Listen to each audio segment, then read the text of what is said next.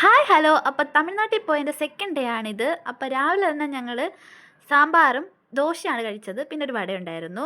ദോശയൊക്കെ കഴിച്ചതിന് ശേഷം ഞങ്ങൾ നേരെ പോയിരിക്കുന്നത് ഒരു ബിരിയാണി വെക്കാനാണ്. ഞങ്ങളല്ല കേട്ടോ, എൻ്റെ ചേച്ചിയുടെ ഹസ്സും ചേച്ചിയും കൂടെ ചേർന്നിട്ടാണ് ബിരിയാണി വെക്കുന്നത്. ചിക്കൻ ബിരിയാണിയാണ്. അപ്പോൾ അവരതിൻ്റെ കാര്യങ്ങളിങ്ങനെ നോക്കിക്കൊണ്ടിരിക്കുകയാണ്. അതിൻ്റെ ഇടയിൽ കൂടെ ഞാൻ കൊച്ചു കൊച്ചു സഹായങ്ങളൊക്കെ ചെയ്ത് കൊടുക്കുന്നുണ്ട്. അടുത്തതായിട്ട് കാണിക്കാൻ പോകുന്ന അവരുടെ ഒരു സ്പെഷ്യൽ മസാലയാണ്. നിങ്ങളുടെ എന്ത് സ്പെഷ്യൽ മസാല? ഇത് നല്ല മണം. பட்டை ஏலக்காய் கிராம்பு സൂപ്പർ. நல்ல ஈக்குவல் ரேஷியோல எடுத்து நாங்க இது பண்ணிருக்கோம். நல்லா முருகி வரணும். முருகி. முருகினா பொன்னிறம். മൊരിഞ്ഞ് மொரிஞ்சு ஃப்ரை ஆயி நல்லா பொன்னிறத்துல. Golden fry. ഓക്കെ, ഇംഗ്ലീഷിൽ ചൊല്ലില്ലേ. ബിരിയാണിയുടെ മസാലയൊക്കെ ചേർത്ത് ഇളക്കിയതിന് ശേഷം അടുത്തതായിട്ട് അവർ പ്രിപ്പയർ ചെയ്യാൻ പോകുന്ന സാലയാണ്. ബിരിയാണിയുടെ കൂടെ കഴിക്കാൻ വേണ്ടിയിട്ട് ഉണ്ടാക്കുന്ന ഒരു ഗ്രേവിയാണത്. അപ്പോൾ അതിന് വേണ്ടി തേങ്ങ പൊട്ടിച്ചപ്പോൾ ഞാൻ തേങ്ങ വെള്ളം കുടിച്ചു. അതിനുശേഷം നമ്മുടെ കുട്ടിമണി എണീറ്റ് വന്നിട്ടുണ്ടായിരുന്നു. സാലിനുണ്ടാക്കുന്നതിൻ്റെ ഇൻഗ്രീഡിയൻസ് ആണ് ഇതൊക്കെ. പിന്നെ നമ്മുടെ ബിരിയാണി റൈസ് ഇട്ടിട്ട് നന്നായിട്ട് ഇളക്കി അടച്ചു വെച്ചു. പിന്നെ ദമ്മൊക്കെ ഇട്ട് റെഡിയാക്കി. സാലിൻ്റെ കറിയും റെഡി ആയിട്ടുണ്ട്.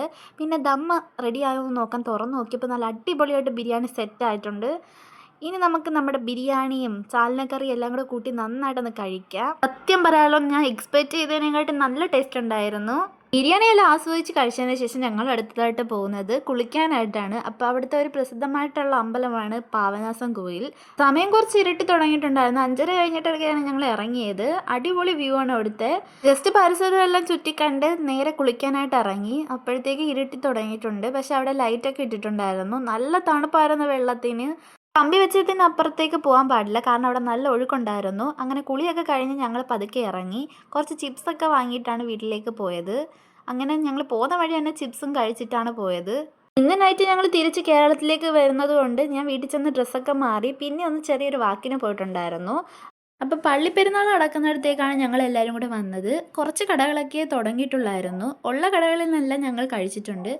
കോളിഫ്ലവർ ഫ്രൈ എൻ്റെ ഫേവറേറ്റ് ആയതുകൊണ്ട് എനിക്കത് നന്നായിട്ട് ഇഷ്ടപ്പെട്ടിട്ടുണ്ടായിരുന്നു. അങ്ങനെ കുറച്ച് നേരം അവിടെ എല്ലാം ചുറ്റിക്കണ്ടതിന് ശേഷം ഞങ്ങൾ വീട്ടിലേക്ക് പോവുകയാണ്. ഇവിടെ നേരെ ഒരു കേക്ക് ഹൗസിലേക്കാണ് ഞങ്ങൾ പോയത്. അങ്ങനെ അവിടുത്തെ പല വെറൈറ്റീസ് കേക്കൊക്കെ കണ്ടിട്ട് എൻ്റെ കണ്ണ് മഞ്ഞളിച്ചു പോയി. കേക്ക് മാത്രമല്ലായിരുന്നു, അവിടെ പല സ്വീറ്റ്സും ഉണ്ടായിരുന്നു. അങ്ങനെ അവിടുന്ന് കുറച്ച് വാങ്ങിയതിന് ശേഷം ഞങ്ങൾ ഒരു മട്ടൺ സൂപ്പ് വയ്ക്കുന്ന കടയിലേക്ക് വന്ന് മട്ടൺ സൂപ്പും കുടിച്ചിട്ട് വീട്ടിൽ ചെന്ന് ബാഗും എടുത്തിട്ട് നേരെ റെയിൽവേ സ്റ്റേഷനിലേക്ക് വന്നിട്ടുണ്ട്. നൈറ്റ് 11:30 ഞങ്ങൾക്ക് അമ്പയിൽ നിന്ന് പുനലൂരോട്ട് ട്രെയിൻ. അപ്പോൾ പോകുന്നത് നല്ല വിഷമമുണ്ടായിരുന്നു. ഇനി എല്ലാവരും എന്ന് കാണുമെന്നൊന്നും അറിയത്തില്ല. അപ്പോൾ ഇത്രയേ ഉള്ളൂ ഗായ്സ് തമിഴ്നാട് വ്ലോഗ്. അപ്പോൾ വീഡിയോ ഇഷ്ടപ്പെട്ടെങ്കിൽ എല്ലാവരും ലൈക്ക് ചെയ്യണം, സബ്സ്ക്രൈബ് ചെയ്യണം. Bye friends.